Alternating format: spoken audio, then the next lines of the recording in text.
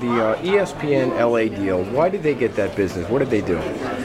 You know, when we went into those, I would say, proposal and negotiations with them, when we talked a lot about what our brand values are, what our mission is, what kind of gap they could fill. They really noticed a unique gap in the market that we couldn't fulfill otherwise. So with the Lakers, again, we don't really have the opportunity to do much else from a sponsorship perspective. And so to be able to get in there from a radio aspect, and again, they gave us a lot of information up front, like target demographics, what their reach is, you know, how it would really benefit our brand and our strategy. That really is what I think sold it to us. You know, they did their homework, they offered a unique value to us we couldn't get otherwise, and they really gave us access to an audience that we didn't have. But they weren't originally on the buy, were they? They went and figured out how to get on a buy or find a way to get their business. We've been a partner with them for only 2 years, so they came to us about 2 years ago. We're in our second year with them, and they said, hey, could we talk to you about a possible opportunity with ESPN LA and Lakers Radio?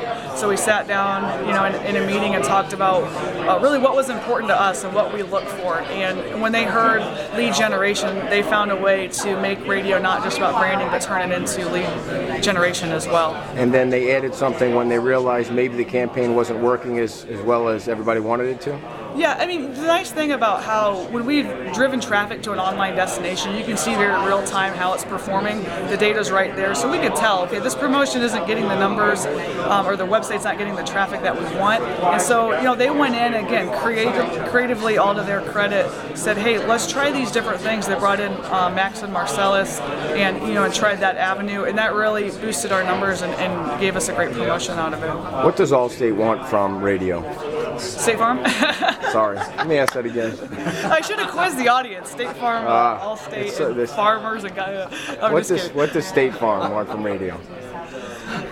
You know, I think it really varies on, I guess, what the objective is at that time. And so, again, at times it can be branding. And a lot, like if we have a catastrophe, that would be another example. Like, if there's a catastrophe going on, like an earthquake or a mudslide or whatever, we need to get on air. I mean, that's a huge, radio is the single best avenue, I think, when something catastrophic like that happens.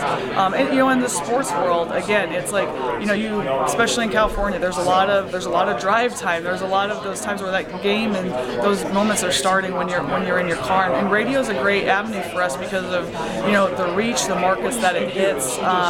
It's something that has been there for a very, very long time and will continue to be there. I mean, the demand is still there for radio, and so it's an excellent medium for us to use as well.